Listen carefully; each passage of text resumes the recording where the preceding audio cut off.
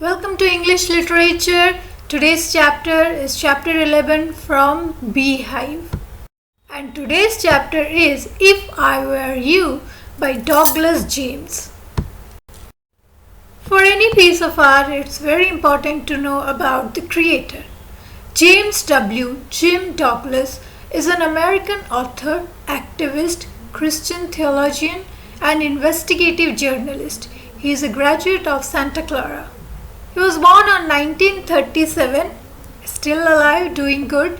Education, Santa Clara University. Notable works, JFK and the Unspeakable, The Nonviolent Coming of God, Lighting East to West. Awards, Parsimentaris Peace and Freedom Award. This is all about James Douglas.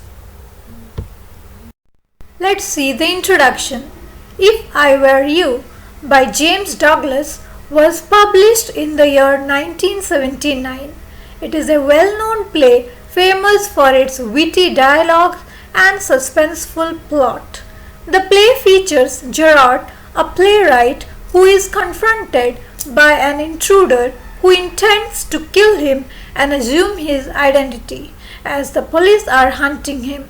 The story tells how Gerard uses his intelligence to convince the intruder that he is a dangerous criminal himself, ultimately trapping and handing him over to the police.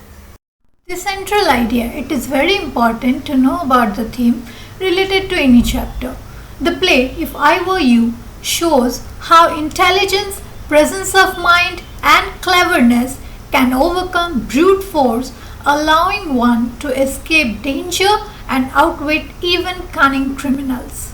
It emphasizes on the importance of staying calm and composed in a crisis rather than panicking to find a solution. So it is very important that you keep calm, hold patience and think. Use presence of mind and try to overcome the situation. You don't need to get upset. It's a drama, If I Were You. Drama where you have characters, there are dialogues written, so it is a stage. And how the stage is set. When the curtain rises, you find Gerard, a man standing by the table, making a phone call. He is of medium height and wearing horn-rimmed glasses. He is dressed in a lounge suit and a great coat. His voice is cultured. So when the screen or the curtains rise in the stadium, you find two people. Here the whole play has two characters.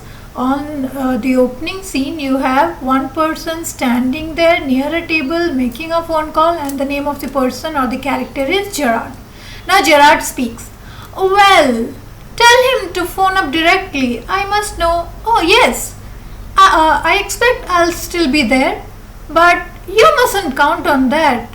In about 10 minutes time. Righto, goodbye. So Gerard's speech, we don't know who is on the other side of the line, but here the audience can hear him. Gerard says, well, then tell him to phone up directly. I must know. Yes, I expect I'll still be here, but you mustn't count on that. In about 10 minutes time. Righto. So here he is on a phone and he says something about, yeah, tell him to speak to me directly. And I must know. And yes, if someone is about to come, maybe he is expecting a phone call. And he says, okay, I will still be there, but you don't have to trust him. Wait, within 10 minutes time? Okay. So he puts down the phone and goes to the divan on the left, where there is a travelling bag, and starts packing. While he is thus engaged, another man similar in build to Gerard enters from the right silently, revolver in hand. He is flashily dressed in an overcoat and a soft hat. He bumps accidentally against the table. At the sound, Gerard turns quickly. So here we have the entry of a second character. The narrator says he is a man and he enters silently. He is flashily dressed in an overcoat and a soft hat. Who is it? The intruder. So in the opening scene, we are introduced with the main character, Gerard, and the entry of a second character with a revolver in hand. We have seen before that the man had bumped into the table and there was a sound. So Gerard turns and said, "Why, this is a surprise, Mr. Intruder. I'm glad you are pleased to see me. I don't think you'll be pleased for long. Put those paws up." So, hands up. He shows the revolver as he was holding a revolver, points at him and says, "Oh, I'm happy that you are happy to see me. Now, put your hands up. Paws are the hands, here arms." Gerard: "This is all very melodramatic, not very original, perhaps, but trying to be calm and nonchalant is your word, I think. Thanks a lot. You will soon stop being smart. I'll make you crawl. I want to know a few things." See?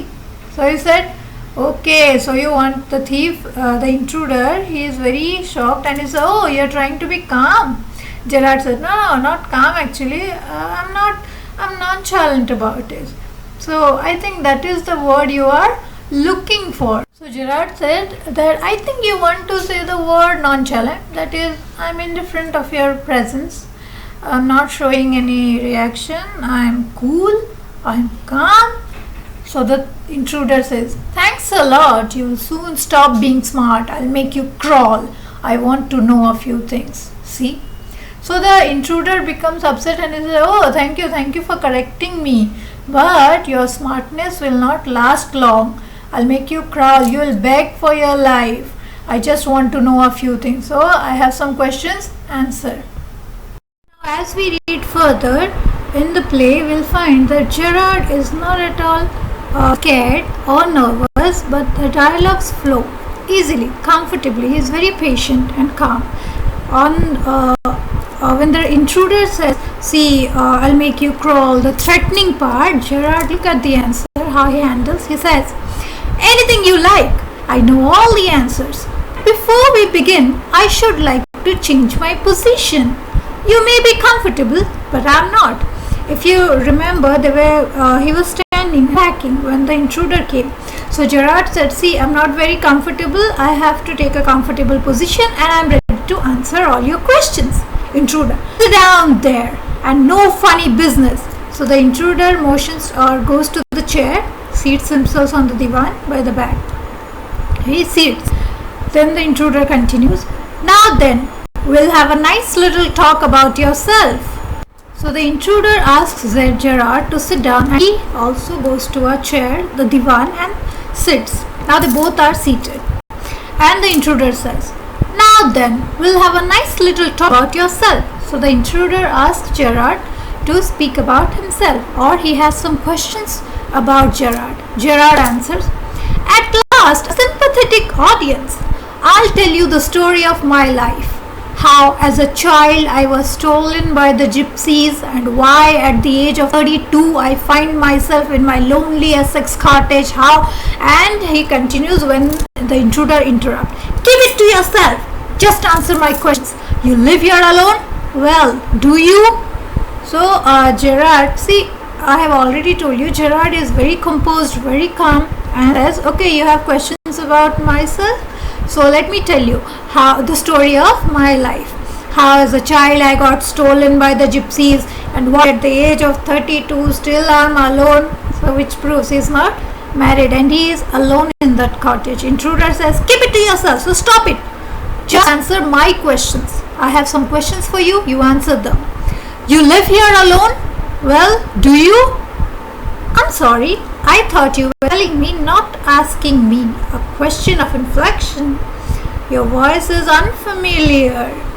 So Gerard says, see, inflection is nothing but, it's a kind of changing endings or the structure, making little changes to show, reveal the information such as the tense or the gender, everything changes.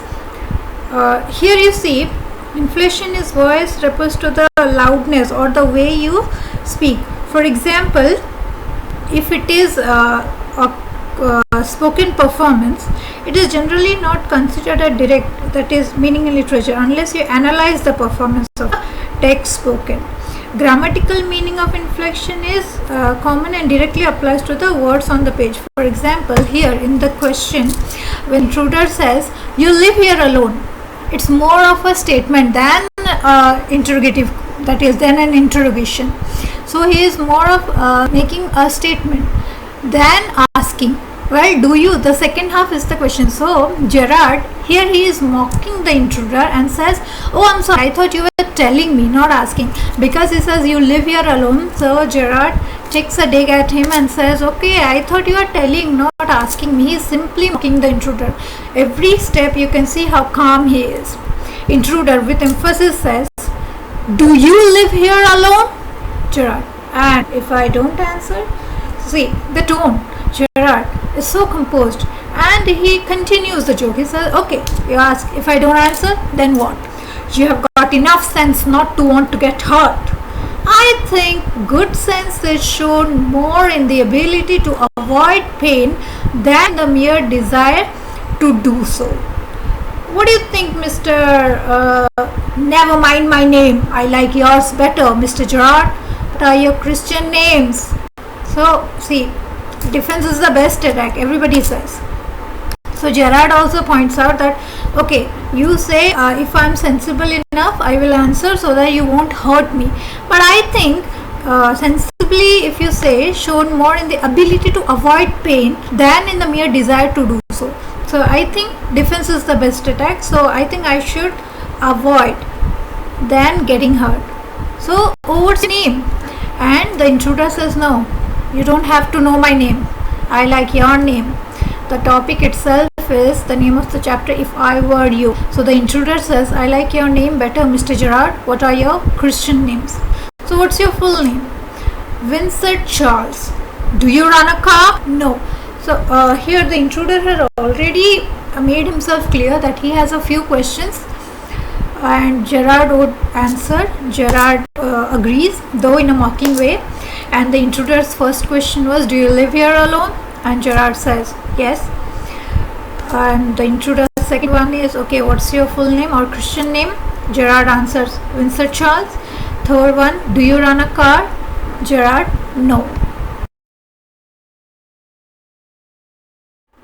The conversation continues. Intruder says, "That's a lie. You're not dealing with a fool.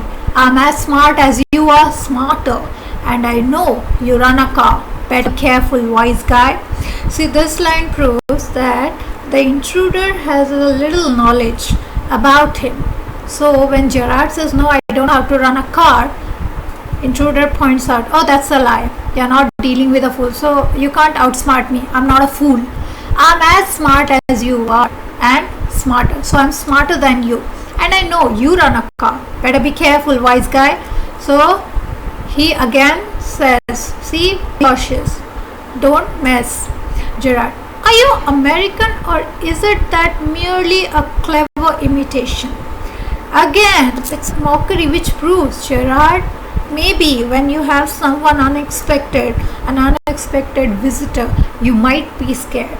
It's normal, but the tone, the way you behave, it's very important. Look at Gerard, how he says. Gerard questions, "So tell me one thing, are you American or is that merely a clever imitation?" Again the tone, how he speaks. Intruder, "Listen, this gun's no toy.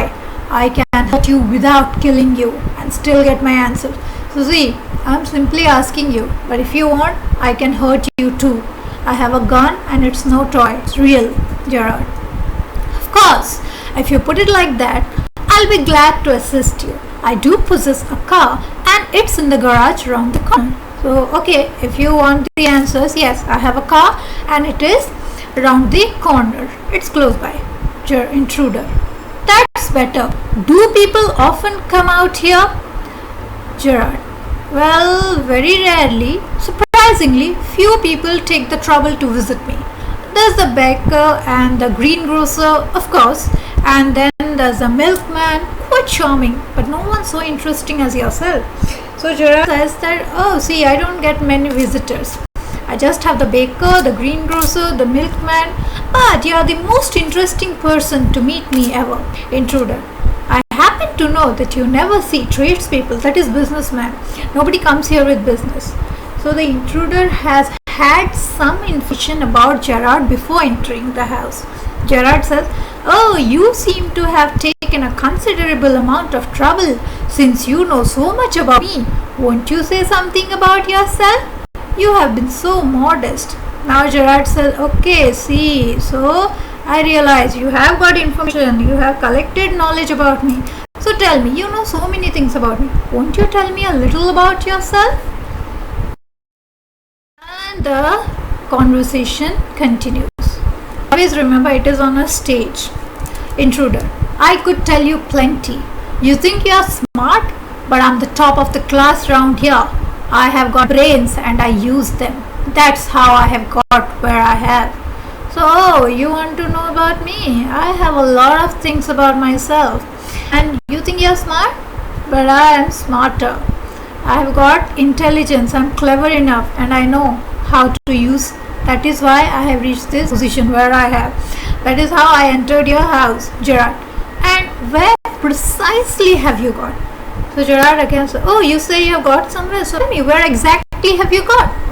It didn't require a great brain to break into my little cottage."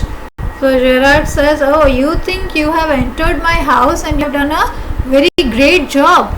So sir, you have not done a very great job by entering my house.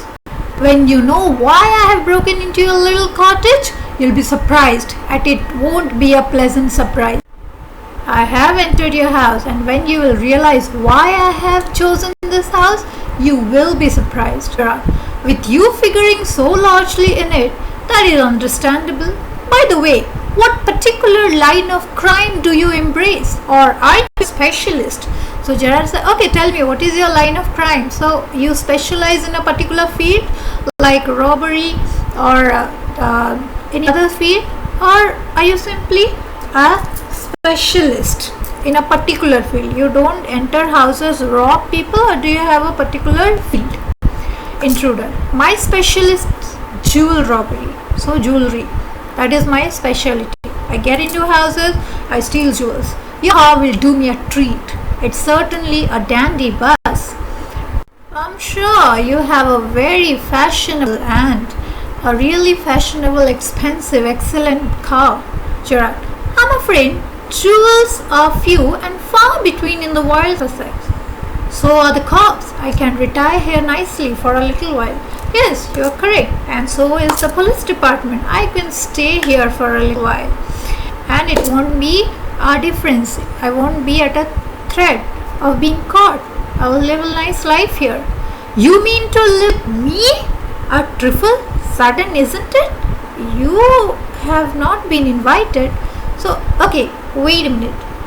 To the intruder, Gerard asks, "So, you want to live with me here? But you are not invited. You won't be here long, so I didn't try to ask." "What do you mean?" So, if you remember, earlier the intruder says, "The purpose of my visit, if you will know, you'll be surprised." And now he says, "I'm here. I want to live here. And I will live here because you will not be here for long." Gerard says, "What do you mean?" Intruder answers, "This is your big surprise. I'm going to kill you." A little harsh, isn't it? See, you are being very harsh. Don't you think it's better not to kill me? Intruder, with heavy sarcasm, or ironically, he says, "Yeah, I'll be sorry to do it. I have taken a fancy to you, but it's just got to be done." "Oh, yes, I'll be very sad to kill you. I have got to like you a little, so it'll be very heavy on me, but I have to do it." Gerard, "Why add murder to your other crimes? It's a grave step you're taking, so why do you have to add murder? You're a jewel thief. Why don't you just stick to your specialty, the field? Why do you have to add murder?" "I'm not taking it for fun. I have been hunted long enough. I'm wanted for murder already, and they can't hang me twice." "Don't, I'm doing it for nothing. I have been hunted, so the police are after me. I'm being chased, and I have already murdered a person. And punishment for one crime is the same for both. If I kill one person, maybe I'll be hanged. If I kill 2, that will make no difference. Gerard, you are planning a gratuitous trouble, so to speak. Admitted, you have nothing to lose, but what have you to gain? So Gerard said, you are planning a gratuitous trouble, so unnecessary, needless. There's no use of it, so to speak. Admitted, you have nothing to lose, but what have you to gain? Okay, if you kill me, agreed, you will lose nothing, but what will you gain? So what is the purpose? Why would you murder me? Intruder, I have freedom to gain. As for myself, I'm a poor hunted rat. As Vincent Charles Gerard, I'm free to go places and do nothing. I can eat well and sleep and without having to be ready to beat it at the side of the curb. So see, I'm hunted for. They are chasing me, the cops are after me. But if I kill you and I live as you, I'll be free. I can go wherever I wish to. I can eat well, sleep well, and have no trouble at all. And I won't have to run at the sight of the cop. He makes it clear I don't have to beat it at the sight of a cop. So I don't have to run seeing a cop, Gerard. In most melodramas, the villain is foolish enough to delay his killings long enough to be frustrated. You are much luckier. So he says, in most melodramas, you find the villain very, in most melodramas where the exaggeration of plot, it happens in where more emotional things are there. The villain is foolish. Every time you feel the villain delivering dialogues and keep it enough to be frustrated. People get frustrated. You are much luckier. I'm getting patience. I'm not at all angry on you. You're lucky enough. Well, I'm okay. I'm not getting angry because I have got a reason for everything. I'm going to be Vincent Charles Gerard. See, I've got to know what he talks like. So he imitates. Now I know that posh stuff comes easy. This is Mr. V.C. Gerard speaking. So pantomime of phoning in imitation. If you remember, when he entered, Gerard was on phone. So he has seen. And he takes as if he is Gerard, takes on a phone, the imitating as if he is on a phone and speaks in a fashionable way. Oh, that's not at all. He stands up. Get up a minute. Gerard stands. Now take a look. Now he asks Gerard to stand up. Both of them are standing. And the intruder says, Gerard, take a good look at me. So look at me. You're not particularly decorative. So you're not very interesting that I have to look at you. No. Well, that goes for you too. I've only got to wear specs and I'll be enough like you to get away with it. So look at our formation. The body structure is same. I just have to take on spectacles, glasses, and I can live like you for the rest of my life. What about your clothes? They'll let you down if you're not careful. So, okay, look at the dressing sense. By your clothes, they will know. They will be able to know. Oh, that will be all right. Yours will fit me fine. So don't worry. I'll take your clothes too. They will fit me. So this is an extension. Here you can find the atmosphere is lighter. Now the intruder is discussing about taking his form, taking his place, changing the look, glasses at the same time the clothes. Gerard, that is extremely interesting, but you seem to miss the point of my remark. I said you were luckier than most melodramatic villains. It was not a tribute to your intelligence. You won't kill me for a very good reason. So see, when I said you are luckier than most melodramatic villain, I'm not praising you. I know you will not kill me, and there is a very good reason for it. That is why you are delaying, intruder. So that's what you think? You will let me go, and thank God you didn't shoot sooner. See, I know you will let me go, at least after this. And thank you for not shooting me so far. Come on, what's on your mind? Better quick. This conversation bores me. So the intruder says, now I'm getting very upset. What do you have to say? Speak out. Spill out whatever you have in it. Your idea is to elude the police by killing me and take on my identity. So you want to escape the police by taking my identity and killing me. That is your plan, right? Yes, I like the idea. But are you sure it's going to help you? Listen here, I've got this all planned. I did a job in town. Things went wrong and I killed a cop. Since then, I've done nothing but dodge. So, see, the problem is I have killed someone. A police, a cop. And after that, nothing in my life but I am avoiding the cops. That's the only thing. That is why I have planned your murder. I'll kill you and take your place. That is the best thing I have. And this is where dodging has brought you. So after avoiding the police, escaping, then you came to me in this house. This is what you are now? In a position? It brought me to Aylesbury. That's where I saw you in the car. 2 other people saw you and started to talk. I listened. It looks that like you are a bit queer, kind of a mystery man. So I had 2 other people talk about you, and I found that okay, there is something mysterious, strange about you. A mystery which I propose to explain. Oh yes, you're right. There is a mystery about me, and I'm ready to explain. He doesn't give much regard. Still, okay, you phone your orders and sometimes you go away suddenly, come back just the same. Those are just the things I want to do. Hearing about you was one of my luckiest breaks. So he said, oh, don't worry, I have heard. So when Gerard said, okay, see, I'm ready to explain, he doesn't listen. He simply goes on saying, oh yes, I know, you phone your orders, people come, give you something, you leave and you're back in some days. So this is, I have heard about you and I'm very interested in you, and it was a lucky for me. Apparently, you haven't the intelligence to ask why I'm invested in this cloak of mystery. Okay, but see, you didn't even ask me, and you didn't even care to ask me, why have I created this mystery? Why do I not stay forever? Why do I have to move, return, and I give orders and all? Intruder. While he is ready to shoot, he says, as I said before, the conversation bores me. So now he is irritated and he says, no, I don't have to know. I'm ready. I'll just kill you. Don't be a fool. If you shoot, you will hang for sure. If not as yourself, then at Vincent Charles Gerard. So now he says, he's quick-witted. He says, see, don't be a fool. If you shoot me, you'll have another murder. If you will not be hanged as yourself, you'll be hanged as me. Now the intruder is shocked. He says, what is this? Gerard says, well, this is your big surprise. I said you wouldn't kill me, and I was right. See, I told you, you wouldn't kill me, and I was right. Why do you think I'm here today and gone tomorrow? Never see tradespeople.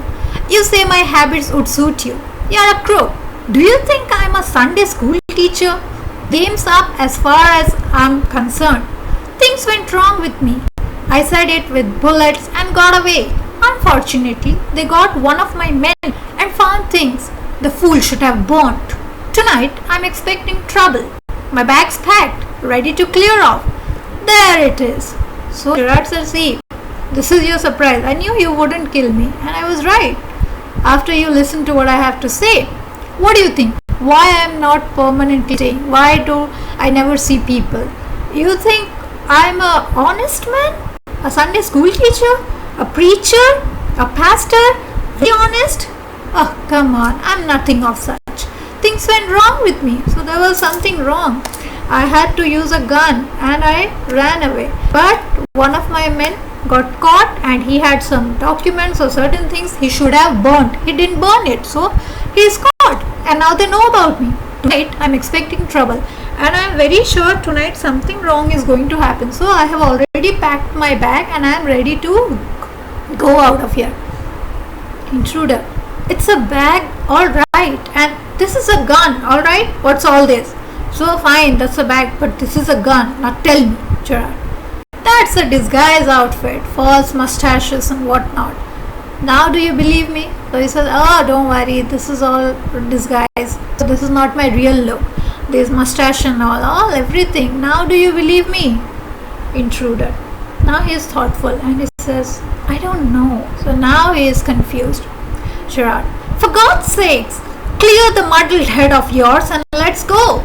So he says, oh, Gerard says, oh, mister, for God's sake, so I swear, please don't get confused. Let us get out of here. Come with me in the car. I can use you. If you find it's a frame, you've got me in the car and you still got your gun. So see, don't worry. Come with me. Let's go together. If you still think I'm lying or I'm trying to deceive you, you have me in the car. We will be in the car. You will have your gun. So let's go. You are in the advantageous side. Intruder. Maybe you're right. Then don't waste time. So he goes, picks up a hat, take the bag that he was packing earlier. Intruder. Careful, boss. Watching you. See? Don't do anything stupid. I'm watching you. Gerard. I have got a man posted on the main road.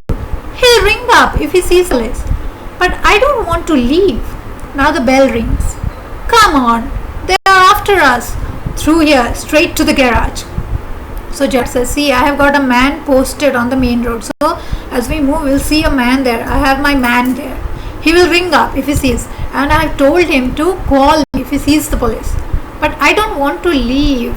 Come on. So suddenly when he says, see, I don't want, and he is about to complete his sentence when the phone rings and Gerard says to the intruder, come, they are after us. So this call is made by my man who has seen the police. So they are after us. Let's go through here to the garage. So he shows a way and he says, see, we'll have to go through this place and we'll reach the garage from where we can find the car. Intruder. How do I know that you are telling the truth? So intruder still confused. So okay, tell me honestly. Why should I believe you? And how do I know that you are telling the truth and that you are not lying? Gerard says, don't be a fool. Look for yourself. So Gerard points at a position and the rest the narrator speaks. The green color you can see. Gerard opens door and steps away. Intruder leans forward to inspect it with his side towards Gerard. But with his revolver ready, as he turns his head, Gerard gives him a push into the cupboard. Knocking the revolver out of his hand, he slams the door, locks it, picks up the revolver and goes to the phone where he stands with the gun pointed at the cupboard door. So when Gerard says, look for yourself, he opens the door of a cupboard, not a door to step outside, and he gives the intruder a push. So when he pushes the intruder to the cupboard, he falls into the cupboard and now Gerard closes the door. After closing the door, he takes the revolver and points the revolver at the person, the intruder who is inside the cupboard. And the intruder shouts, beats the door of the cupboard and shouts, let me out of here. So leave, let me get out of here. Gerard. Hello. Yes, speaking. Sorry, I can't let you have the prop in time for rehearsal. I have had a spot of bother. Quite amusing. I think I'll put it in my next play. Listen, can you tell our friend the sergeant to come up here at once? You'll probably find him in the public bar. So he goes to a phone. He rings somebody and says, see, if you remember the very beginning, we see he has props and all. That is the items. As he also shown also mustache and all. He says, see, I cannot go for rehearsal. So he was packing because he was heading for a rehearsal. He has got nothing to do with a theft or murder. He just cooked up the whole story. He made up a whole story. And he says, see, I have some problem. And please inform the sergeant. And I have a story. So he's a playwright.